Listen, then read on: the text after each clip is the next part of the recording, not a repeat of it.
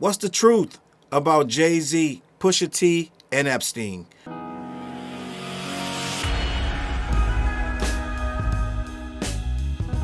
What's up, word? Your boy Charles Brown back again, talking facts. Hit that like button, hit the subscribe and notification bell. Keep sending those cash apps to CLBMG. Join that membership and all you buying that merch down below. Gang, listen. We're here again, gang. We're here once again. We're seeing it in real time. We're seeing Jay-Z being blamed and accused of doing some heinous activities with little to no evidence, and I want to break down the truth because there are certain individuals who don't need any evidence, they don't need any proof, they don't even need any truth. They want to run with this so fast. I saw people last night, they were going so fast with this, they didn't even have time to examine the document. They were already calling your boy a rapist, a sex trafficker, and this, that, and the third. They were posting Tory Lane's dad on all kind of stuff, saying Rocnation was finally on its downfall, and we were about to see the end of Jay-Z, Pusha T, and everyone else. All of the Drake Boo Birds were out in full force, calling this man this, that, and the third, and didn't need it, didn't want it, didn't have an issue with even processing anything related to the truth. What the Jay-Z situation is, and I want to talk about this because we were here a year ago, and I was one of the first people on the first train to actually, I know we have this thing, we're supposed to go with the accusers first, but the very first accuser of Jay-Z, when she said it was Jay-Z and Diddy at a time where it was cool to say Diddy and Jay-Z and this, that, and the third, I listened to her story, I read it upside down, and I was one of the first people saying it didn't jive right. It didn't pass the smell test, and it didn't make no sense. And slowly but surely, as time went on, the internet went from, I want to say, 20/80 to 80/20. That young woman who claimed Jay-Z did this, that, and the third while she was in New York at a MTV Video Awards, and then she got somehow escorted by a limousine driver to Diddy's home in Jersey. At some time in the morning, she was a minor. Her dad dropped her off in New York, Manhattan, of all places, right? He dropped her in Manhattan from somewhere up in the realm of Albany, New York, somewhere 8 hours away. He drove her there, dropped her in Manhattan because she wanted to go. Not her dad, her friend, right? Her dad came back and got her, sorry. Her friend dropped her in New York. She stumbled on Diddy's limo driver. The limo driver told her, stay here, be right, I'll be back later to pick you up for a party. She stayed there and waited. He came back a few hours later, once the MTV Awards was over, picked her up, took her to Jersey, took her to some home that he allegedly had in Jersey, and had her in the living room, sitting down, talking to various artists that went to the show. These artists were confirmed to have never attended that particular show. And then she ended up in a room with Jay-Z, Diddy, and J.Lo, of all people. They didn't say J.Lo's name, but the description was who it had to be at the end of the day, right?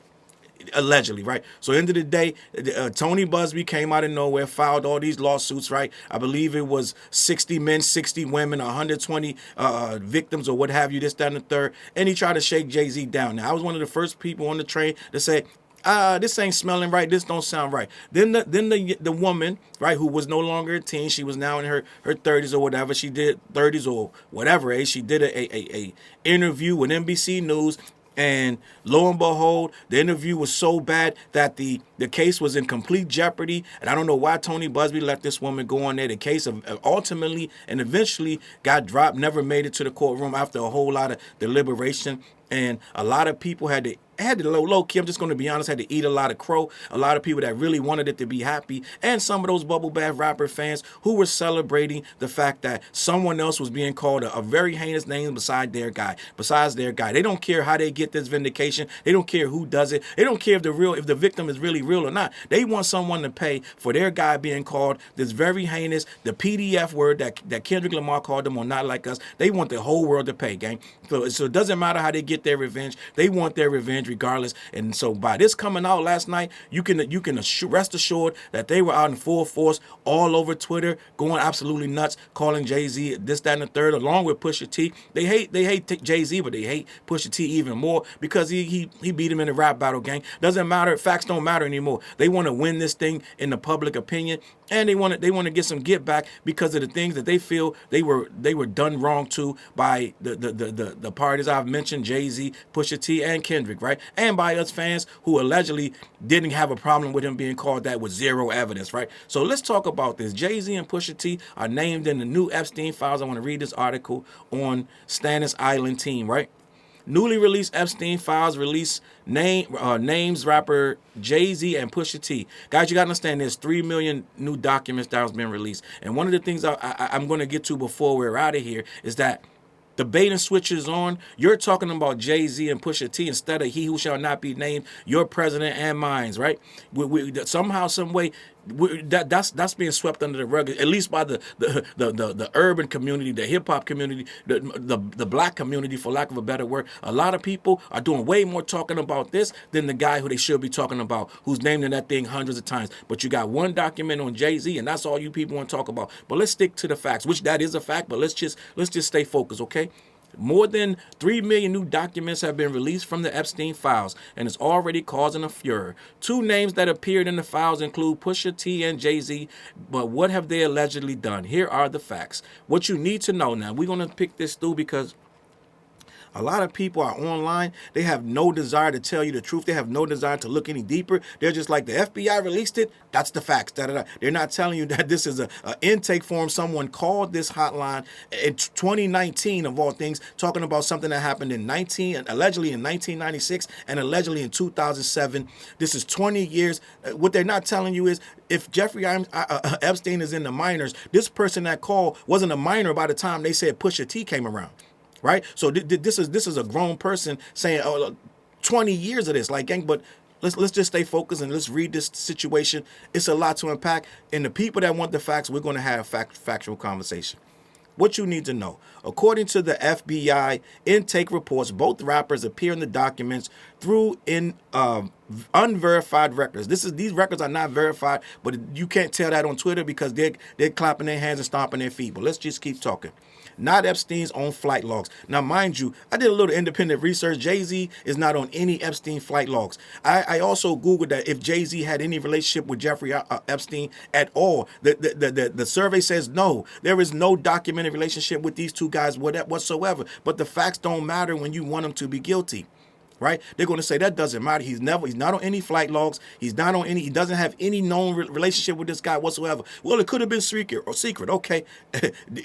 It ain't that many people that can be in business for 20 years for secret, but let's just keep it pushing. Matter of fact, how long ago is 1996? Right? So let's just stay focused, okay? Very long time ago, but somehow, some way, they're going to say it's cap, right? End of the day, there's no documented relationship with them. Keep that in mind as we keep going. These stem from unverified tips from 2019, and no charges have been filed. However, the two artists are mentioned in unverified anonymous tip data, which includes one caller claimed to have been at an Epstein-linked location with notable figures, including Jay-Z named Sean Carter. Another caller alleged that they were drugged at a party and said Pusha T was present. For context, the following details are from the FBI files. Quote, in approximately 1996, redacted, resided with redacted, in redacted, redacted means they blacked it out. An unknown man abducted, redacted her from her home, where she later awoke in the presence of Harvey Weinstein and Sean Carter, Jay-Z, while Weinstein inserted his fingers into redacted, believed she was in Epstein's mansion in Florida. Gang. So I'm just going to say that this is another case of the smell test. It's kind of weird. How do you know you're in Florida? It gotta make sense to me. It says, and she was abducted from her home. Then she woke up in the presence of Harvey Weinstein and Jay-Z. Weinstein inserted his fingers, and she believed she was in Epstein's mansion in Florida. How do you know where you are? Let me just keep going. Redacted attributed the drugging as frequently performed by persons assigned as handlers. Among her handlers, she identified the artist Pusha T. Now, for further context in the document, I'm going to get into the document a little bit deeper than that.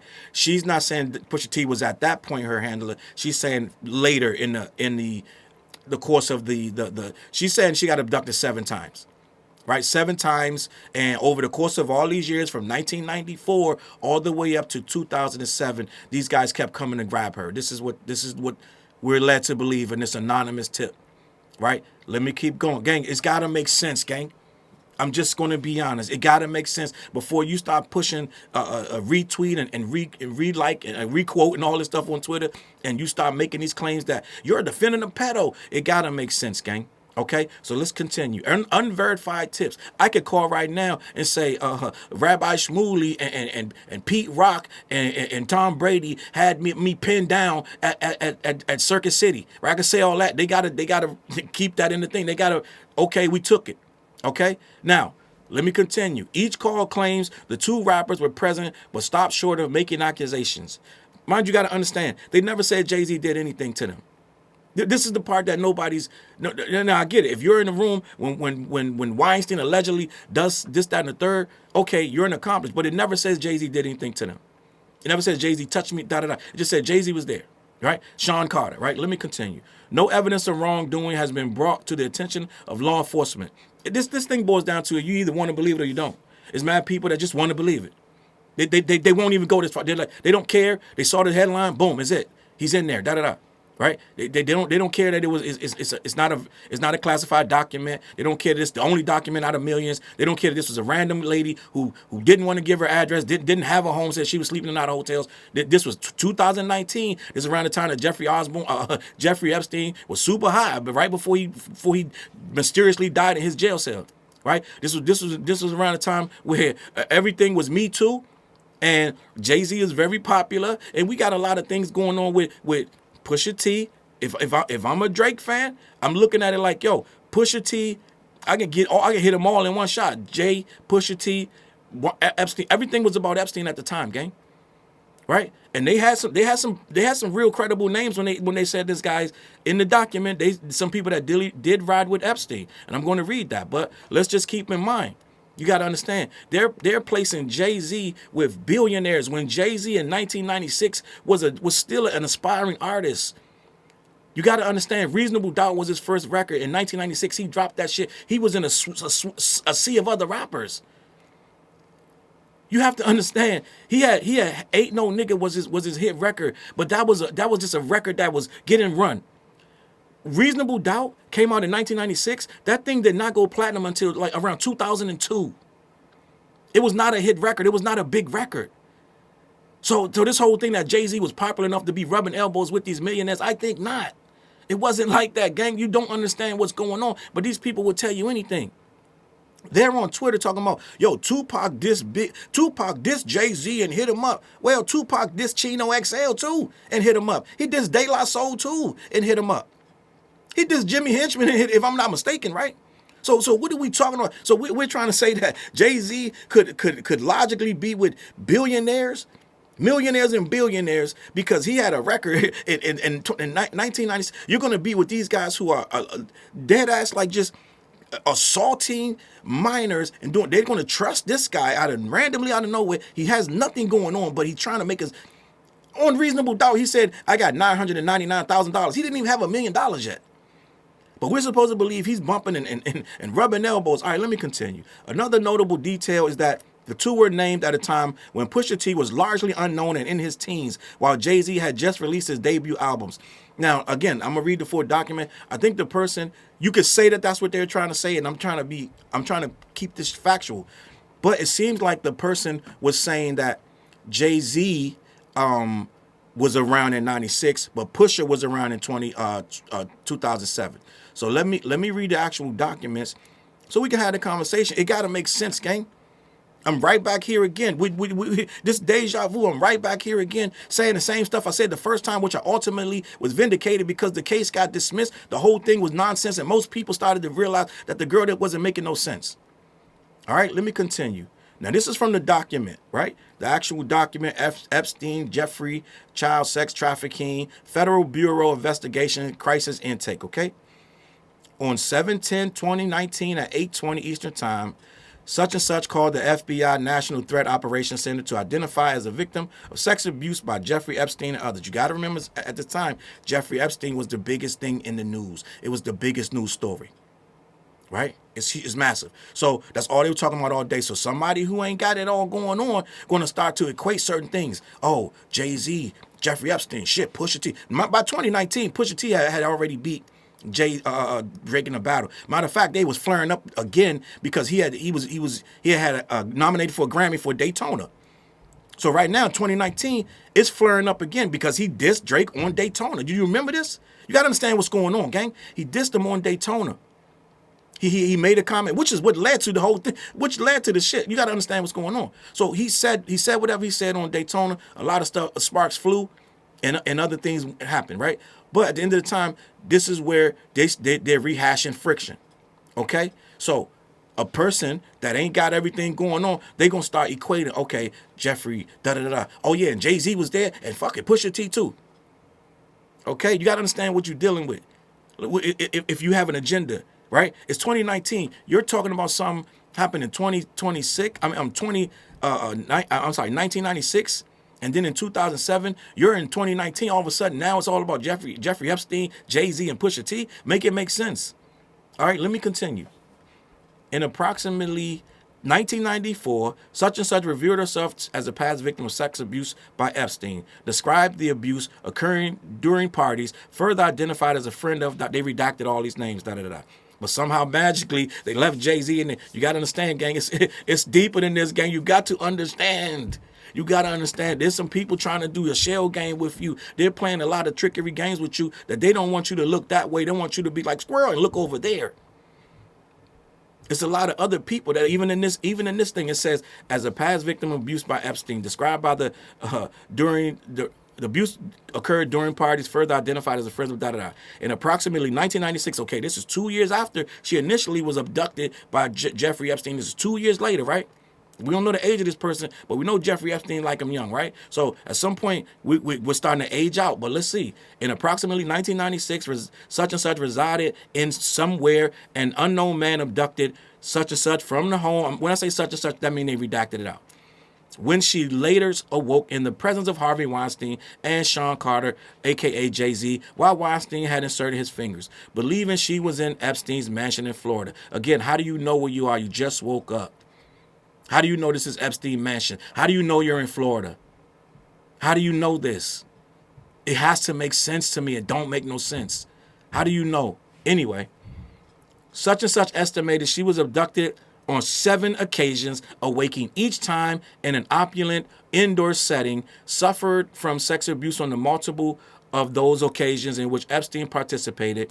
Such and such recalled Leon Black. Leon Black is a billionaire who is close to Jeffrey Epstein, and he had to pay a sum to with this Jeffrey Epstein stuff. He's a credible name to name in this. But if you're following the case at the time, you're going to name that, right? So you're going to name Leon Black. You're going to name, he said William Barr, who was supposedly the, it says William Barr, the current United States Attorney General. He was the United States General at the time, but he wasn't the United States Attorney General in 1996 when she alleged this happened. So people are saying that that's an area of contention. It is what it is. That could be something that she misspoke or said, or was saying it's 2019, so he's the Attorney General now. So that's what the call could have meant. So that's here or there, depending on how you want to take it. It could be an inconsistency, or it could be that's the way they meant it that way. Also, being present during some of the occasions of abuse in approximately 2006. So this is a lot going on that Leon Black, William Burr, and the United States Attorney General were present in approximately 2006. The last recall was the last time that they were abused by Epstein. So this is making no sense in a way because, let me continue, let me keep going. Each occasion believes she was drugged, clouding her memory, attributed to druggie that's frequently performed by persons assigned as handlers, whom she described as persons who established friendships with the victims. Along her handlers, identified artist Pusha T. Okay, so now you just said the last time she was abused by Epstein was 2006. Now in the next article it says in 2007. We're getting inconsistencies all over this thing, gang. This is probably why the FBI stashed this away, didn't give it no credibility. They said it was unsubstantiated. It's all kind of stuff going on in here, but let's continue. We're going to say in 2007, right, attended a party. Now, listening to the terminology. In 2007, such and such attended a party following an investigation from an unknown man who approached her as she walked down the street. Weinstein What? In 2007, such and such attended a party following an invitation from an unknown man who approached her as she walked down the street. Weinstein and Pusha T also attended the party and drugged her before engaging in sexual abuse. Gang, it ain't making no sense. You attended the party willingly, then some guy approached you while you're walking down the street, and then you said Weinstein and Pusha T. Now Weinstein is he's in 1996 with Jay-Z. Now it's 2007 and he was Pusha T. This is what they want me to believe, gang. This is what they want me to believe.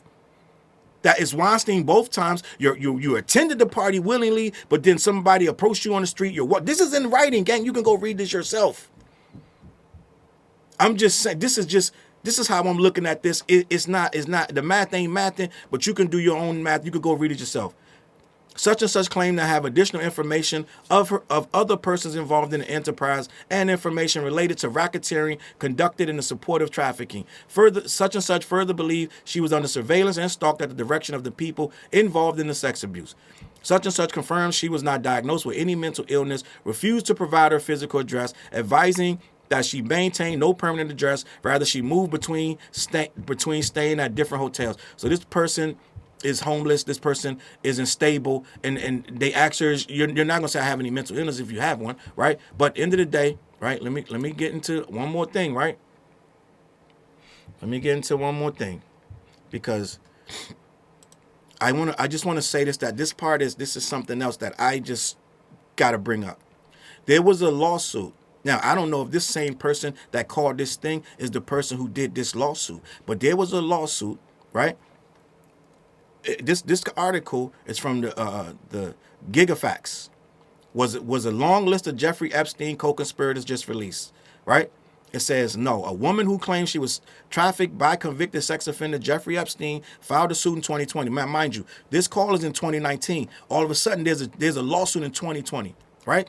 Starts naming all these people. The suit included 35 co-defendants, including Harvey Weinstein, Kanye West, Sean Carter, Beyonce, David Boies, and the 1953 trust, which is in Epstein's estate. That's big money on the table, gang. That's everybody. That's anybody that got it back. 35 people. The list of names have nothing to do with the federal case against Ghislaine Maxwell, Epstein's companion, who's charged with transporting minors. The court called the list of defendants irrational and dismissed the case. So you had a phone call in 2019. Then you had a whole lawsuit in 2020. The court called the list of defendants irrational and said it didn't make no sense.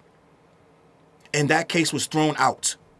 So we don't know if that's the same exact person who made the call. Then they made a case that got thrown out. But somehow, some way, this is where we are. Everyone wants to say this guy did this, that, and the third. We've already seen this thing has zero merit in the court system. No one has followed this up and tried to debunk it. Try to arrest these guys or do anything to them, right? And before you say, well, it's Rocnation. Well, Rocnation can't do everything, gang. I know everybody. This thing on Twitter and Twitter is a different world, gang. It's like it's weirdos and just people that need medication, gang. But they got this thing in their mind that Rocnation can do anything and everything. Well, they really can't.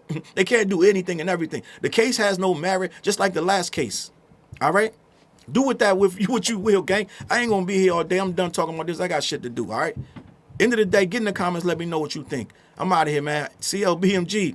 Let me know in the comments. Head on over to black-yeti.com. Let them know who sent you. All right.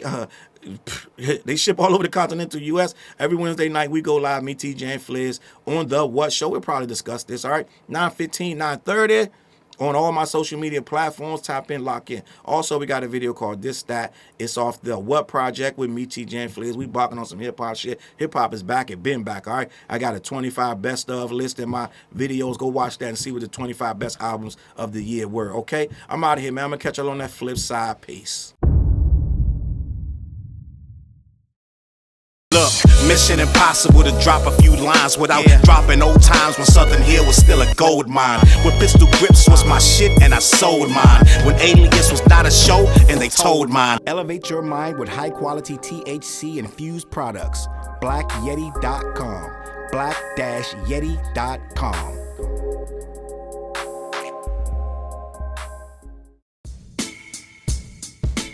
CLB. Get my coat, get my sheepskin, grab my wallet, get my pocket knife, and get that hat right there. We out. Grab my pocket knife too. Let's go. When I first came to the city, niggas didn't believe me. I just wanted to join a team and throw assist pass easily. 6 man off the bench, alley-oop pass freely. Suit up for one game and hope a scout might see me. But nah, niggas is greedy, wasn't rocking with him. Unplugged the scoreboard, put a lock on the gym. Told me to power forward, point guard at the rim. And left me with no center and a ball full of phlegm. Not knowing that I'm a dog, a Rottweiler within, with the heart of a pit bull that don't bark for pretend. My bites cut deep, break the bone and the skin. With the level of hustlenomics you do not comprehend. So first I took a block down on the west side end, and then secured a spot with some goons and some kin. And then sent out some flyers, let the games begin. And in 6 months time, the city like that's him. Oh yeah, he the one that moved the hustle to the burbs. And yeah, he the one that knocked the hustlers off the curb. And yeah, he the one that set up shop without a word. And he the one that got it cracking, and all he did was rapping by the Hooters. I kept killers from being shooters. Put a mic in a thug's hand, now he loyal like Pats fans. Take a man off the streets past the needles and crack cans. Promise mama to keep him safe and put some food in his face, and he'll kill for you, but I don't need him for that. Click like, click share, tell them bitches we back. Share the whole location, tell them niggas where we at. Cause we out here and we ain't the cheese, we the trap.